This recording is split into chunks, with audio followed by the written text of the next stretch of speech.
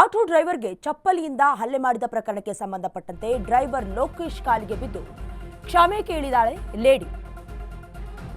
Auto ಚಾಲಕನಿಗೆ ಚಪ್ಪಲಿಯಿಂದ ಹಲ್ಲೆ ಮಾಡಿದ ಪ್ರಕರಣಕ್ಕೆ ಸಂಬಂಧಪಟ್ಟಂತೆ ಡ್ರೈವರ್ ಲೋಕೇಶ್ ಕಾಲಿಗೆ ಬಿದ್ದು ಕ್ಷಮೆಯನ್ನ ಯಾಚಿಸಿರೋದು ಲೇಡಿ. ಕೋಪದಲ್ಲಿ ಚಪ್ಪಲಿಯಿಂದ ಹೊಡೆದು ತಪ್ಪು ಮಾಡಿಬಿಟ್ಟೆ ಅಂತ ಕ್ಷಮೆ ಕೇಳಿದ್ದಾಳೆ.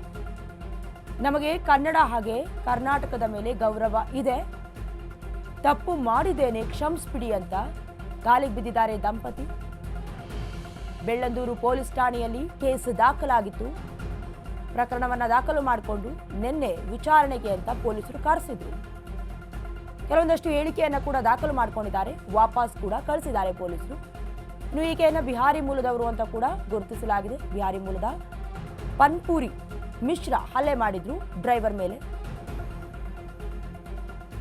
ಬೆಂಗಳೂರಿನಲ್ಲಿ ಪತಿಯೊಂದಿಗೆ ಪನ್ಪೂರಿ ವಾಸವಾಗಿದ್ದಾರೆ.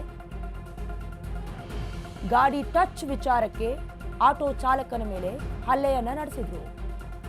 ಆಟೋ ಚಾಲಕನಿಗೆ ಚಪ್ಪಲಿಯಿಂದ ಹಲ್ಲೆ ಮಾಡಿದ ಪ್ರಕರಣಕ್ಕೆ ಸಂಬಂಧಪಟ್ಟಂತೆ ಇನ್ಸಿಡೆಂಟ್ ಆಗಿ 2 ಡೇಸ್ ಆದಮೇಲೆ ಪ್ರಕರಣಕ್ಕೆ ಸಂಬಂಧಪಟ್ಟಂತೆ ಹೇಳಿಕೆಯನ್ನು ದಾಖಲು ಮಾಡಿಕೊಳ್ಳೋದಕ್ಕೆ ಪೊಲೀಸರು ಕಳಿಸಿದ್ರು. ಈ ಸಂದರ್ಭದಲ್ಲಿ ಕ್ಷಮೆ ಯಾಚಿಸಿರೋದು.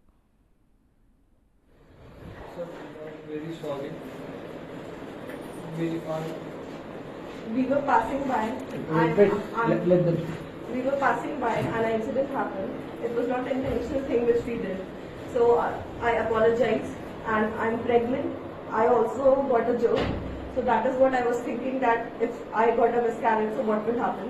So there's no hatred for the Kannadigas people or the Kannada language. Or auto drivers. We love Bangalore. We love the culture. We love the people. We are staying here since 3 years. And we apologize. 3 साल से रह रहे हैं, हम लोग को बहुत पसंद आता है. हम लोग अपने होम टाउन जाना नहीं पसंद करते हैं, क्योंकि हम लोग को वहाँ पे हम लोग को नहीं अच्छा लगता. Whatever has happened, हम लोग we apologize. We respect every auto driver, cab driver, or BMTC driver. She is like my brother. You don't feel like that. हमारे यहाँ No. You come. She is like your brother and your sister. You don't feel like that. Sorry. Kannada ಜನಕ್ಕೆ ಅದೇ ತರ ಮಂಡಿ ಊರು ಕೇಳ್ಕೊಳ್ಳಿ. ನಾನು ಅಪ್ಪಂಗಲ್ಲ, ಹೋರಾಟ ಜನಕ್ಕೆಲ್ಲ ಅವಮಾನ ಆಗೈತೆ. ನನಗೆ ತಪ್ಪಾಯ್ತು ಅಂತ ಕೆಲವರು ಪರವಾಗಿಲ್ಲ, ಕನ್ನಡ ಜನಕ್ಕೆ ಮಂಡಿ ಊರು ಸಹ ಕೂಡ ಕೇಳಬೇಕು. ಅದರಲ್ಲೂ ನಮ್ಮ ಆಟೋ ಚಾಲಕರಿಗೆ, ಆಟೋ ಚಾಲಕರು ಅನ್ನೋದಕ್ಕಿಂತ ಹೆಚ್ಚಾಗಿ ಎನಿಮನ್ ಡ್ರೈವರ್ಗೆ ಅವ್ರು ಕ್ಷಮಾಪಣೆ ಕೇಳಬೇಕು. ಎಲ್ಲ ಕನ್ನಡಿಗರು ದಯವಿಟ್ಟು ನಮ್ಮನ್ನ ಕ್ಷಮಿಸಿ. ದಯವಿಟ್ಟು ನಮ್ಮನ್ನು ಕ್ಷಮಿಸಿ. ಎಲ್ಲ ಡ್ರೈವರ್ಸ್ಗಳಿಗೂ ಎಲ್ಲ ಡ್ರೈವರ್ಸ್ಗಳಿಗೂ ಎಲ್ಲ ಕನ್ನಡಿಗರಿಗೂ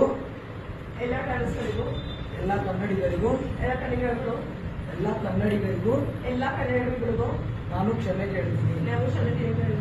ಇನ್ನೊಂದ್ಸರಿ ಈ ತರ ನಾನು ಕನ್ನಡ ತಪ್ಪು ಮಾಡಲ್ಲ. ನೀವು ಅಷ್ಟೊಂದು ಹೇಳೋರು ಅವ್ರು ಹೇಳೋದ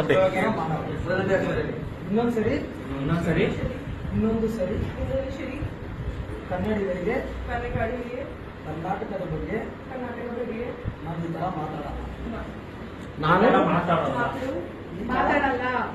ಮಾತಾಡಲ್ಲ. ದಯವಿಟ್ಟು ಎಲ್ಲರೂ ಕ್ಷಮಿಸಿ.